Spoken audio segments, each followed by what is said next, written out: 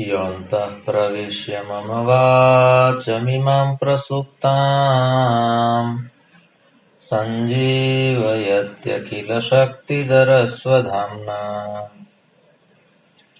अन्यांश्च हस्तचरणश्रवणत्वगादीन् प्राणान्नमो भगवते पुरुषाय तुभ्यम्। अनन्याश्चिन्तयन्तो माम् ये जनाः पर्युपासते तेषाम् नित्याभियुक्तानाम् योगक्षेमम् वहाम्यहम्। सदाशिवसमारम्भाम् शङ्कराचार्यमध्यमाम् अस्मदाचार्यपर्यन्ताम् वन्दे गुरुपरम्पराम्। गुरुर्ब्रह्मा गुरुर्विष्णुः गुरुर्देवो महेश्वरः गुरुः साक्षात् परम् ब्रह्म तस्मै श्रीगुरवे नमः। ॐ शान्तिः शान्तिः शान्तिः। परमश्रद्धेयाः परमपूज्याः प्रातस्मरणीयाः अस्माकं सर्वेषां समाराधकाः अस्य प्रभासतीर्थस्य अधिष्ठातारः प्रथमज्योतिर्लिङ्गाः भगवन्तः श्री सोमनाथचरणः भगवन्तः पुराणपुरुषोत्तमाः अस्माकं सद्गुरवः पूज्याः गुरवः तथा च शास्त्रप्रणयिनः विद्याव्यासङ्गिनः श्रवणभक्तिनिष्ठाः संस्कृतभाषानुरागिणः सद्ग्रन्थपरायणाः भवन्तः सर्वेऽपि सज्जनाः स्वजनाश्च। भगवतः पुराणपुरुषोत्तमस्य परमया दयया विभोरवात्सल्येन च अद्य पुनरेकवारं भाद्रपदमासे कृष्णपक्षे द्वादश्यां बुधवासरे एतदनुसारम् अक्टोबर् मासस्य 11 दिनाङ्के त्रयोविंशति-उत्तर-द्विसहस्रतमे वर्षे विद्याव्यासङ्गं कर्तुं शास्त्रचर्चां कर्तुं भगवत्पादानां वाणीं गातुं श्रोतुं च अवसरः सम्प्राप्तः। इदमस्ति अस्माकं समेषां परमं सौभाग्यम्। अत्रावसरे भवत्विराजमानं परमात्मानं नत्वा भवतां सर्वेषां स्वागतम् अभिवादनं च कृत्वा पुनरेकवारं मङ्गलाचरणपूर्वकं वयं सद्ग्रन्थं सेवयामः। सर्ववेदान्तसिद्धान्तगोचरं तमगोचरं गोविन्दं परमानन्दं सद्गुरुं प्रणतोऽस्म्यहम्। भगवत्पादाः इदं जगत् ब्रह्मणः कार्यमस्ति इति वर्णयन्ति। न केवलं वर्णयन्ति अपितु सिद्धं कुर्वन्ति। सिद्धपुरुषाः सिद्धं कर्तुं प्रभवन्ति। अतः इदं जगत् ब्रह्मणः कार्यमस्ति। एतस्य जगतः कारणं ब्रह्म अस्ति। अतः कार्यकारणसम्बन्धविषयेऽपि अस्माभिः पूर्वं चर्चितं वर्तते। एतस्य ब्रह्मणः स्वरूपं कीदृशमस्ति वयं जगत् स्वरूपं ज्ञातुं यत्नशीलाः भवामः। किन्तु वास्तविकरूपेण ब्रह्मणः स्वरूपं ज्ञातुम् अस्माभिः कश्चित् यत्नः कर्तव्यः भवति। अतः एतादृशस्य ब्रह्मणः स्वरूपविषये इदानीं चर्चा वर्तते। यत् स्वरूपम् अस्माभिः ज्ञेयमस्ति। एकं सद्विप्रा बहुधा भवन्ति एकोऽहं बहुस्यां प्रजायै सर्वं खल्विदं ब्रह्म अहं ब्रह्मास्मि तत् त्वमसि प्रज्ञानं ब्रह्म। एतेषु सर्वेषु अपि वाक्येषु यद् ब्रह्म तत्त्वम् आगच्छति यस्य ब्रह्म तत्त्वस्य वर्णनमस्ति तद् ब्रह्म तत्त्वं ज्ञातुम् इदानीम् अवसरः वर्तते। एतस्य ब्रह्मणः स्वरूपं कीदृशं तत् स्वरूपम् इदानीम् अग्रे भगवत्पादाः प्रतिपादयन्ति। अतः परं ब्रह्म सदद्वितीयम् विशुद्धविज्ञानघनं निरञ्जनम् प्रशान्तमाद्यन्तविहीनमक्रियम् निरन्तरानन्दरसस्वरूपम् निरस्तमायाकृतसर्वभेदम् नित्यम् सुखम् निष्कलमप्रमेयम् अरूपमव्यक्तमनाख्यमव्ययम् ज्योतिस्वयम् किञ्चिदिदम् चकास्ति। द्वाभ्याम् श्लोकाभ्याम् ब्रह्मतत्त्वम् प्रतिपादितम् वर्णितम् अस्ति, प्रतिपादितम् अस्ति। एतयोर्द्वयोर् श्लोकयोः ब्रह्मणः स्वरूपं किं तत्स्पष्टं विशेषणैः कृतं वर्तते। विशेषणानि ज्ञात्वा यः प्रबुद्धः पुरुषः अस्ति सः जानाति यद् एतानि विशेषणानि कस्य विशेष्यस्य अस्ति। यल्लिङ्गं यद्वचनं या च विभक्तिर्विशेष्यस्य तल्लिङ्गं तद्वचनं सा च विभक्तिर्विशेषणस्यापि। अतः अत्र विशेष्य विशेषण सम्बन्धः यः अस्ति तत्र ब्रह्म इति विशेष्य पदमस्ति इति अस्माभिः एकं स्वीकर्तव्यम्। एकस्य ब्रह्मणः कानि विशेषणानि सन्ति तानि सर्वाण्यपि विशेषणानि ज्ञात्वा तद् विशेष्य रूपं यत् तत्त्वमस्ति तत्तत्त्वं ज्ञातुं वयं प्रभवामः। अतः अत्र इदानीम् अस्माभिः अत्र सावधानेन श्रोतव्यमस्ति यद् विशेष्यम् एकमेव अस्ति। विशेष्यम् एकं भवति किन्तु तस्य एकस्य विशेष्यस्य विशेषणानि बहूनि भवन्ति।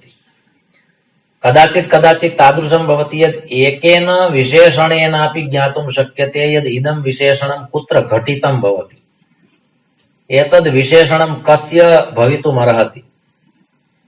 तर्हि अत्र तु एकमेव विशेष्यमस्ति, ब्रह्म इति पदं विशेष्यमस्ति, किन्तु एतस्य ब्रह्मणः अन्यानि विशेषणानि कानि सन्ति तदत्र प्रतिपादितं वर्तते। अस्माभिः सावधानेन एतत् श्रोतव्यं भवति। अतः परम्, इतः परम्, अतः परम्, इदानीम् अग्रे भगवत्पादाः कथयन्ति। इदानीम् अहं कस्य विषयस्य उपस्थापनां करोमि, कस्मिन् विषये चर्चां करोमि, कस्य स्वरूपं वर्णयामि, कः विषयः इदानीम् अग्रिमः। तर्हि अत्र कथयन्ति अतः परम् ब्रह्म। एतयोः द्वयोः श्लोकयोः नित्यसम्बन्धः अस्ति। कारणं द्वाभ्यां श्लोकाभ्याम् एकः एव विषयः उपस्थापितः वर्तते। तर्हि आदौ अस्माभिः यदि पदच्छेदः कर्तव्यः अस्ति चेत् अतः परं ब्रह्म सत् अद्वितीयं विशुद्धविज्ञानघनं निरञ्जनं प्रशान्तम् आदिअन्तविहितम् अक्रियम् निरन्तरम् आनन्दरसस्वरूपम् निरस्त मायाकृत सर्वभेदं नित्यं सुखं निष्कलम् अप्रमेयम् अरूपम् अव्यक्तम् अनाख्यम् अव्ययम् ज्योतिः स्वरूपं किञ्चित् इदं चकास्ति। एवं प्रकारेण द्वयोः श्लोकयोः पदच्छेदः वर्तते। अत्र सर्वाण्यपि विशेषणानि नपुंसकलिङ्गे सन्ति। कारणं ब्रह्मशब्दः नपुंसकलिङ्गे अस्ति। वेदेषु उपनिषत्सु यस्य तत्त्वस्य वर्णनमस्ति तत्तत्त्वं नपुंसकलिङ्गे अस्ति। पश्चात् श्रीमद्भागवत महापुराणेऽपि आगच्छति ब्रह्मेति परमात्मेति भगवान् इति शब्द्यते। अतः ईश्वरस्य यावन्तः शब्दाः सन्ति श्रीविष्णोर्दिव्यसहस्रनाम स्तोत्रे एवं च पुरुषोत्तमसहस्रनाम्नि स्तोत्रे भगवतः यानि नामानि सन्ति तानि सर्वाण्यपि नामानि विशेषणानि सन्ति इति अस्माभिः विशेषतया अवगन्तव्यम्। तस्य विशेषणस्य कश्चिदेकः विशेष्यरूपेण वर्तते इति अस्माभिः अत्र अवगन्तव्यं भवति। तर्हि अत्र ब्रह्मतत्त्वम् इति एकं ब्रह्मतत्त्वं नपुंसकलिङ्गे ब्रह्मशब्दः अस्ति। ब्रह्म ब्रह्मणि ब्रह्माणि मूलरूपेण शब्दः अस्ति ब्रह्मन्। ब्रह्म ब्रह्मणि ब्रह्माणि ब्रह्म ब्रह्मणि ब्रह्माणि ब्रह्मणा ब्रह्मभ्यां ब्रह्मभिः एवं प्रकारेण रूपाणि भवन्ति। तर्हि अतः परम् अहं यस्य ब्रह्मतत्त्वस्य चर्चां करोमि तत् तत्त्वमस्ति परम्। अत्र 20 वा 21 विशेषणानि सन्ति। यदि भवन्तः परिगणनां कर्तुं प्रभवन्ति चेत् परिगणनां कुर्वन्तु सावधानेन। अस्माभिः एकस्य विशेषणस्य चर्चा तेन प्रकारेण कर्तव्या वर्तते येन किं नाम ब्रह्म तत्त्वम् इति सिद्धं भवेत्, स्पष्टं भवेत्। एकमस्ति परम्। इदं ब्रह्म तत्त्वं नाम परं ब्रह्म तत्त्वम् इति अस्माभिः उच्यते। परं नाम यस्मात् उपरि किमपि नास्ति, स एव सर्वोपरि अस्ति, तदेव सर्वोत्कृष्टम् अस्ति, सर्वोपरि अस्ति। यस्माद् उपरि एकमपि तत्त्वं नास्ति। अस्माभिः मंगलाचरणे यदुच्यते गुरुर्ब्रह्मा गुरुर्विष्णुः गुरुर्देवो महेश्वरः गुरुः साक्षात् परं ब्रह्म, एतस्य तत्र एकः निर्देशः वर्तते। अतः अत्र प्रथमं विशेषणम् अस्ति, तद्विशेषणम् अस्ति परम्। इदं ब्रह्म तत्त्वं परं ब्रह्म तत्त्वम् अस्ति, अर्थात् ब्रह्मणः उपरि एकमपि तत्त्वं नास्ति। सर्वोत्कृष्टं, प्रप्रथमं, सर्वोन्नतम्, उपरि एव अस्ति, उपरि। अतः परं ब्रह्म, इदं ब्रह्म तत्त्व सर्वोत्कृष्टं, सर्वोपरि अस्ति, परम् अस्ति। यथा अस्माकं शरीरे अस्ति सः आत्मा अस्ति,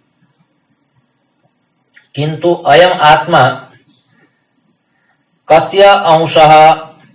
तर्हि परमात्मा इति अस्माभिः परमात्मनः अंशः। तर्हि तत्र परम् आत्मा, तर्हि परं शब्देन सह भिन्नः भवति।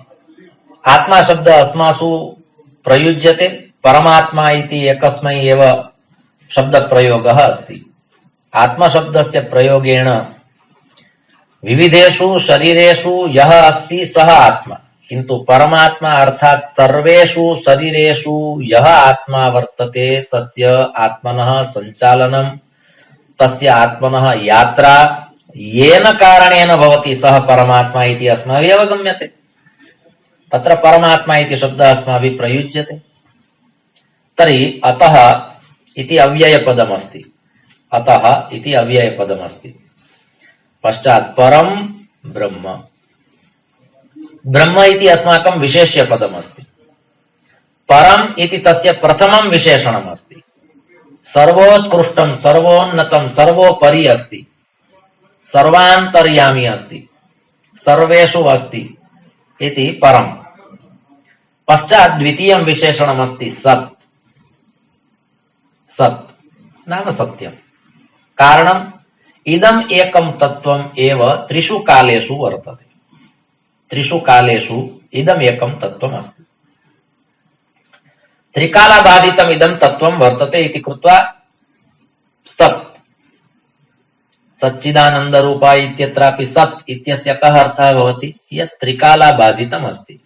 कालस्य प्रभावः यस्मिन् न पतति तत् सत्यम्, तदेव सत्यम्। सत्ये कदापि कालस्य प्रभावः न पतति। सत्यं नाम सत्यम्, त्रिकालबाधितम् अस्ति। सत्युगे तस्य प्रभावः यादृशः आसीत् तादृश एव प्रभावः त्रेतायुगे आसीत्, तादृश एव द्वापरे, तादृश एव कलौ वर्तते। प्रभावे परिवर्तनं नास्ति इति। सर्वेषु कालेषु समानः एव प्रभावः यस्य अस्ति तत् सत्यम् अस्ति। सत्यस्य प्रभावः कदापि न्यूनः न भवति। अतः अत्र द्वितीयं विशेषणमस्ति सत्। तृतीयं विशेषणमस्ति अद्वितीयम्। अद्वितीयम् पुनः नपुंसकलिङ्गे अयं शब्दः प्रयुक्तः वर्तते इति कृत्वा अद्वितीयं नाम एकमेवाद्वितीयम्। यद् एकमेव अस्ति अद्वितीयमस्ति, अर्थात् द्वितीये स्थाने द्वितीय सोपाने कदापि नागच्छति इति अद्वितीयम्। न द्वितीयं किमपि तत्त्वम् एतादृशम् इति अद्वितीयम्। महाकवि कालिदासस्य यदा उत्तमकविरूपेण कल्पना भवति तदानीं तत्र आगच्छति पुरा कवीनां गणना प्रसङ्गे कनिष्ठिकाधिष्ठितकालिदासः अद्यापि तत्तुल्यकवेरभावाद् अनामिका सार्थवती बभूव।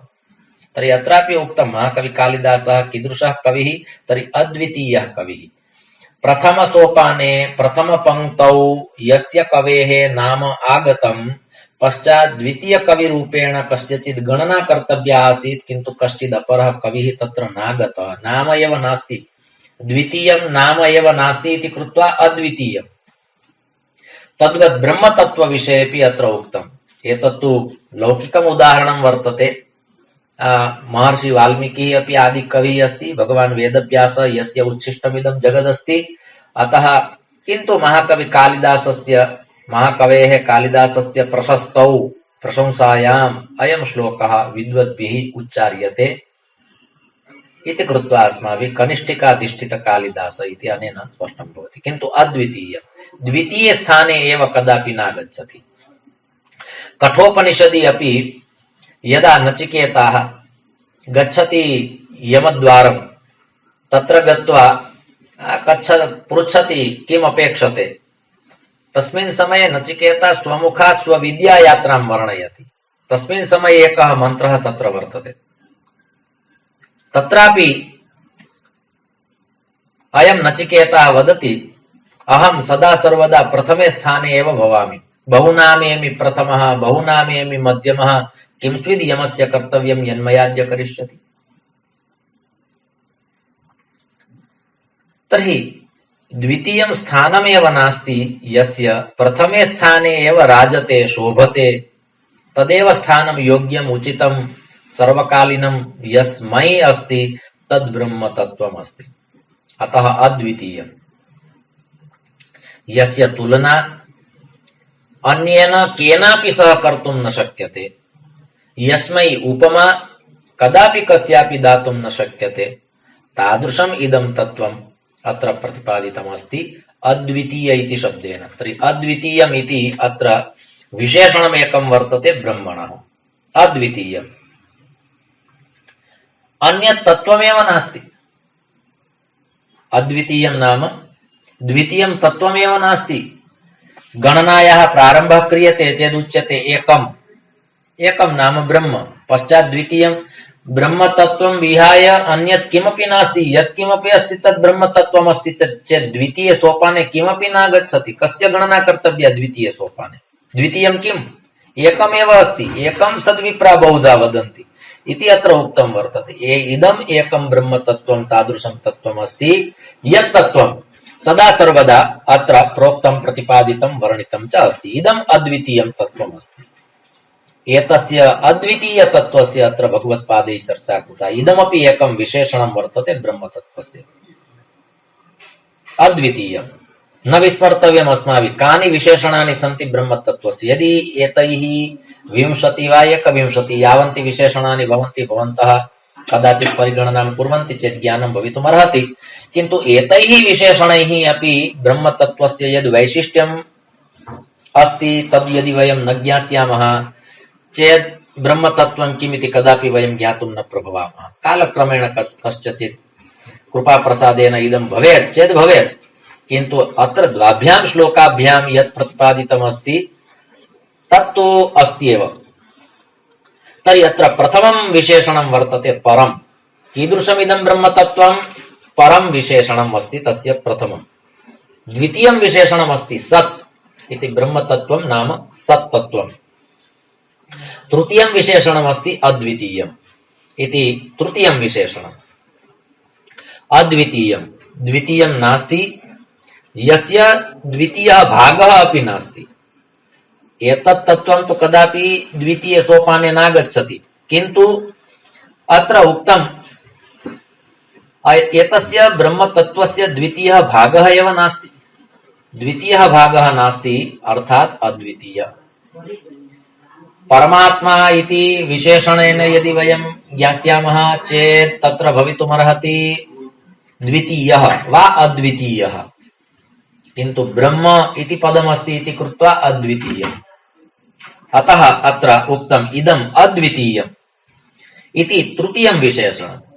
परं सत् अद्वितीयम्। तृतीयं विशेषणमस्ति विशुद्धम्। विशेषतः इदं तत्त्वं शुद्धमस्ति। अत्र वि उपसर्गपूर्वकम् उक्तं वर्तते। वि इति अत्र उपसर्गः। प्रपरापसम अनुअवनिष्निर्दुस्दुर्वि इति विशेषतया, विशेषरूपेण, विशिष्टतया इदं शुद्धम् अस्ति। यस्मात् शुद्धम् अधिकम् अन्यत् किमपि नास्ति तादृशं विशुद्धं तत्त्वम् इदं वर्तते। इदं विशुद्धं तत्त्वम् अस्ति। अतः अत्र उक्तं वर्तते इदम् अत्यन्तं शुद्धं तत्त्वम् अस्ति, विशेषतया इदं शुद्धं तत्त्वम् अस्ति। अतः एतस्य निर्मलस्य निर्गतः मलभावः यस्मात् सः इति निर्मलः वा निर्मलं ब्रह्मतत्त्वस्य विशेषणं चेत् निर्मलं, परमात्मा निर्मलः, ईश्वरः निर्मलः। तर्हि अत्र इदमपि एकं विशेषणं यद् विशुद्धम् अत्यन्तं शुद्धं विशेषतया शुद्धम् इति विशुद्धम्। एतादृशम् इदं तत्त्वं वर्तते इति चतुर्थं विशेषणं। परं सत् अद्वितीयं विशुद्धं कीदृशमस्ति? यदि कश्चित् पृच्छति ब्रह्मतत्त्वं कीदृशं, भवतु अस्माभिः एतद् ब्रह्मतत्त्वं कदापि दृष्टं वा न दृष्टं, किन्तु अनुभूतेः अयं विषयः वर्तते इति कृत्वा बहु शान्त्या धैर्येण ज्ञातुं शक्यते यद् इदं ब्रह्मतत्त्वं। कारणं महापुरुषैः एतस्य ब्रह्मतत्त्वस्य वर्णनं विहितं चेत् अत्र इदमित्थमेव अस्ति इति वक्तुं शक्यते, तत्र शङ्काकलङ्कावकाशः नास्ति, अपरः मार्गः नास्ति, नान्यः पन्था विद्यते यनाय। भगवत्पादाः वदन्ति, भगवत्पादैः उच्यते यद् एतादृशं ब्रह्मतत्त्वम् अस्ति चेदन्यत् किम्? अतः विशुद्धम्। पञ्चमं विशेषणमस्ति विज्ञानघनम्। विज्ञानशब्दस्य अर्थः अस्माकम् अध्यात्ममार्गे कः भवति? अनुभूतिपूर्णं ज्ञानं विज्ञानम्। वेदेषु ज्ञानमस्ति, किन्तु तस्य ज्ञानस्य यदि अनुभवः भवति, तस्य ज्ञानस्य यदि अनुभूतिः भवति चेत् विज्ञानम्। अग्निः प्रज्वलितः अस्ति, अग्निः उष्णः अस्ति, किन्तु कया रीत्या उष्णः अस्ति इति अस्माभिः अनुमीयते वा अनुभवः क्रियते? एकः बालः बाल्यावस्थायां न जानाति यद् अग्निः उष्णः भवति, अतः कश्चिदेकः दीपकः प्रज्वालितः अस्ति, बालकः क्रीडां कृत्वा कृत्वा तत्र गच्छति, एवं च तत्र गत्वा स्पृशति, पश्चात् दग्धः भवति, ओ अत्र तु तापः अस्ति, अयम् उष्णः अस्ति, अग्निः। बाल्यावस्थायां केनापि न शिक्षितं, केनापि न बोधितं, केनापि न पाठितं, केनापि न उक्तं यद् अयम् अग्निः अस्ति, अयम् उष्णः भवति, अत्र स्पर्शेण किं भवति, तर्हि तापः भवति इति केनापि न उक्तम्। तथापि सः बालः बाल्यावस्थायामेव इमाम् अनुभूतिं प्राप्नोति, पश्चात् आजीवनं न विस्मरति, आजीवनं न विस्मरति यद् अग्निः उष्णः न भवति, शीतः भवति इति कदापि न वदति, उष्णः एव भवति इति सः विचारयति। कारणम् अनुभवः वर्तते, अनुभूतिः अस्ति। अग्निः अयम् अग्निः इति ज्ञानं, किन्तु अग्निः उष्णः अस्ति इति विज्ञानं। कारणम् अनुभवः जातः, स्पर्शं कृत्वा अनुभूतमिदम्।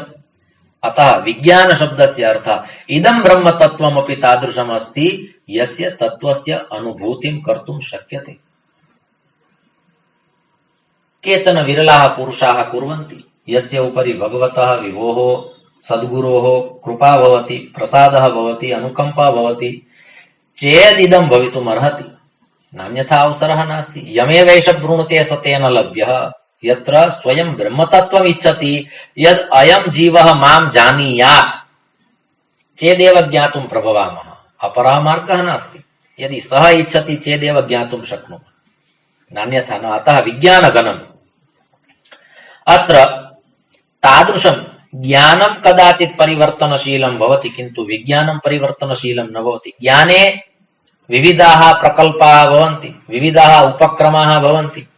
एकः एव विषयः अस्ति, ज्ञानस्य एकः एव विषयः अस्ति, किन्तु एकः विद्वान् अन्यैः उदाहरणैः विषयम् उपस्थापयति, कश्चित् अपरः विद्वान् अन्यैः उदाहरणैः विषयं स्थापयति। अतः ज्ञानस्य परिवर्तनं शक्यं, किन्तु विज्ञानस्य अर्थात् अनुभूतिः तु समाना एव भवति। अतः विज्ञानघनम् अत्र उक्तं वर्तते। तर्हि विज्ञान शब्दे ज्ञानम् आगच्छति, ज्ञानं विना विज्ञानं नास्ति।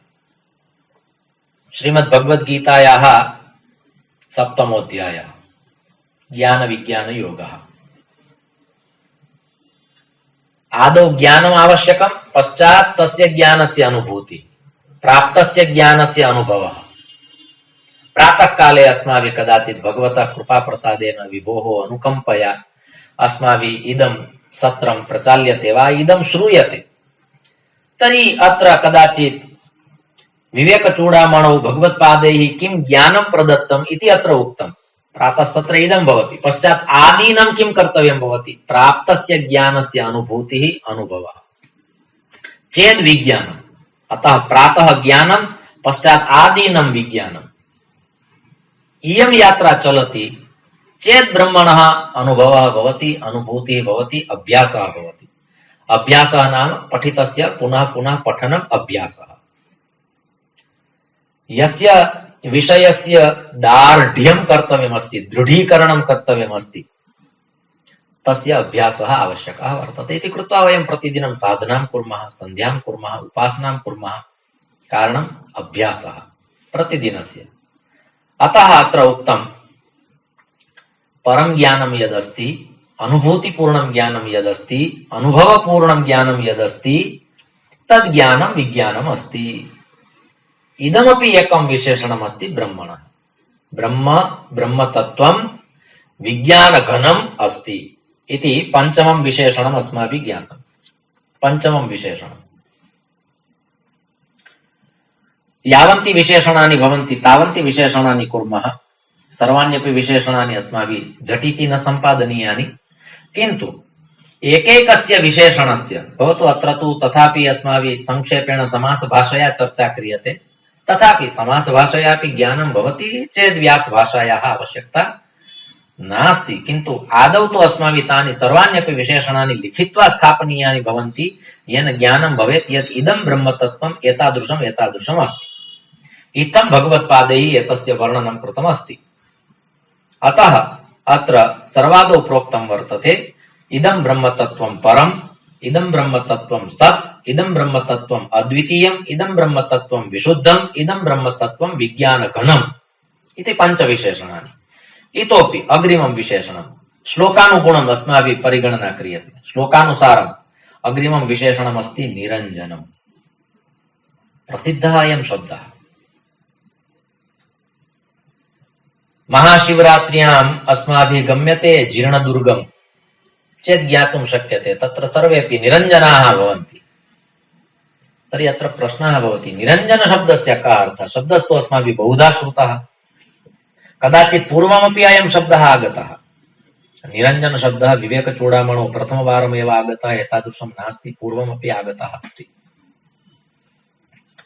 निरञ्जनम् अर्थात् किम्? तर्हि अत्रापि निर् इति उपसर्गः अस्ति। प्रापर अपसम अनु अव निश् निर् इति। निर् नाम निर्गच्छति।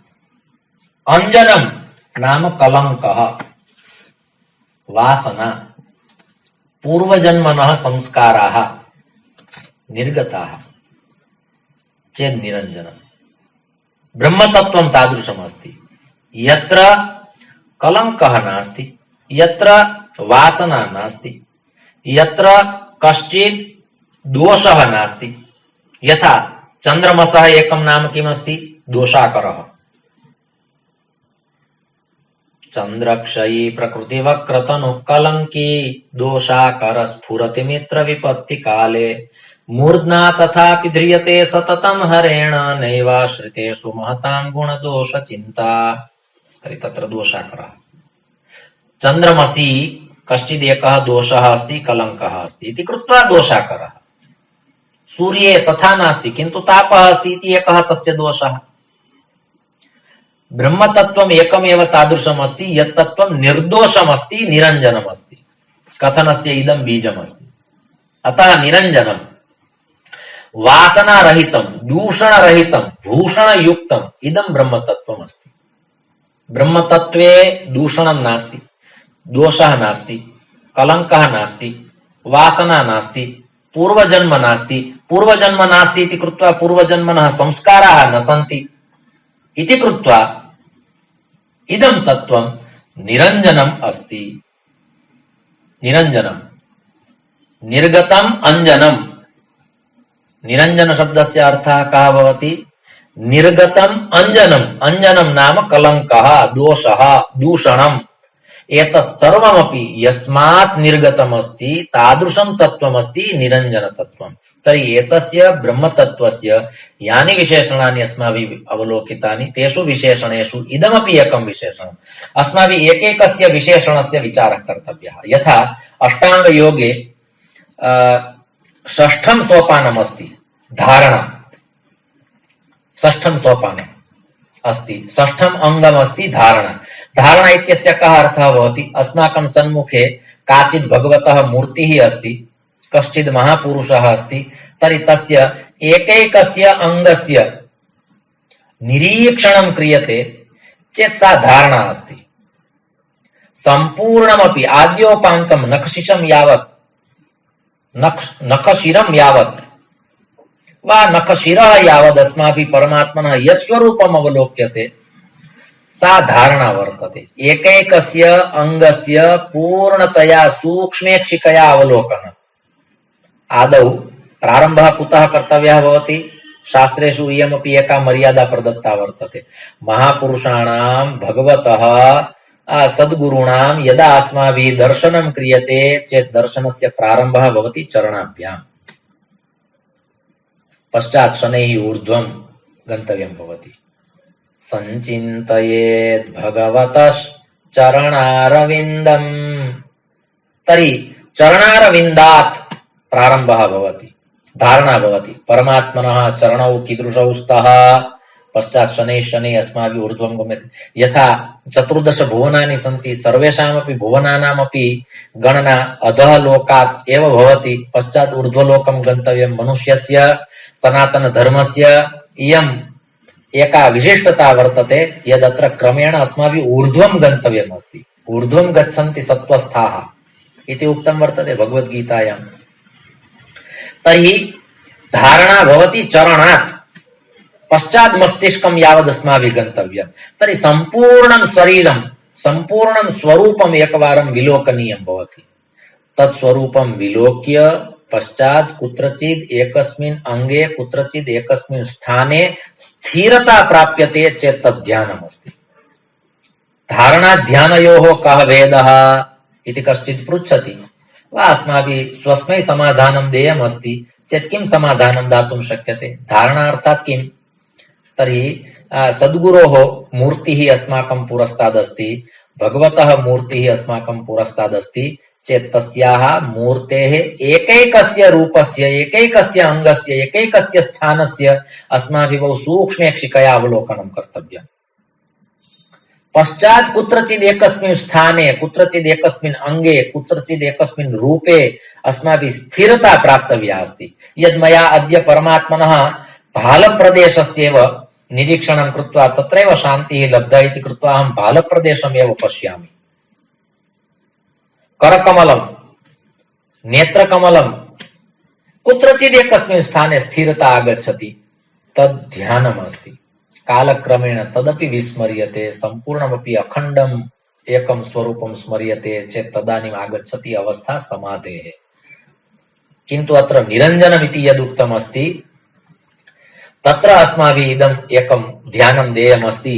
अतः अहम् इदं वच्मि यत् परब्रह्मणः इदमेकं स्वरूपम्, इदमेकं वैशिष्ट्यम्, इदमेकं विशेषणमस्ति यत् तत्तत्त्वं निरञ्जनमस्ति। निर्गता वासना, निर्गतः कलङ्कः, निर्गतः दोषः, निर्गतं दूषणं यस्मात् तत्तत्त्वं नाम निरञ्जनम्। तर्हि प्रथमं परमात्मनः, परब्रह्मणः, ब्रह्मस्वरूपस्य प्रथमं विशेषणमस्ति परं, द्वितीयं सत्, तृतीयम् अद्वितीयं, चतुर्थं विशुद्धं, पंचमं विज्ञानघनं, षष्ठं निरञ्जनम्। षड् विशेषणानि। एकैकस्य विशेषणस्य अस्माभिः विचारः क्रियते। सर्वाण्यपि विशेषणानि अस्माभिः श्रोतव्यानि, किन्तु तानि सर्वाण्यपि विशेषणानि श्रुत्वा कस्मिंश्चित् एकस्मिन् विशेषणे यदि अस्माकं स्थिरता आगच्छति चेत् तस्य परब्रह्मणः ध्यानारम्भः जातः इति अस्माभिः अवगन्तव्यम्। सर्वाण्यपि विशेषणानि तत्रैव घटितानि भवन्ति यत्र ब्रह्मतत्त्वम् अस्ति, किन्तु तेषु विशेषणेषु अपि एकं विशिष्टं विशेषणम् अस्माकं दृष्ट्या यत्र अस्माकं चित्तं स्थिरं भवति तत् विशेषणं किम् अस्ति इति अस्माभिः अवगन्तव्यम्। 20 वा 21 विशेषणानि सन्ति, षडेव विशेषणानि जातानि, किन्तु विशेषणैः सह कालः अपि जातः इति कृत्वा एतावन्ति विशेषणानि ज्ञात्वा एतेषां विशेषणानां मध्ये आदीनं चिन्तनं कृत्वा अस्माभिः विज्ञानं प्राप्तव्यं, विशिष्टानुभूतिः काचित् कर्तव्या इति धिया द्वाभ्यां श्लोकाभ्यां सत्रमिदं भगवच्चरणयोः समर्प्य कार्तज्ञभावं विनिवेद्य पूर्णं क्रियते। धर्मस्य विजयो भूयाद् धर्मस्य पराभवः प्राणिनां चैव सद्भावः भूयाद् विश्वस्य मङ्गलम्। सर्वे भवन्तु सुखिनः सर्वे सन्तु निरामयाः सर्वे भद्राणि पश्यन्तु मा कश्चित् दुःखभाग् भवेत्। ओम शान्तिः शान्तिः शान्तिः। ओम।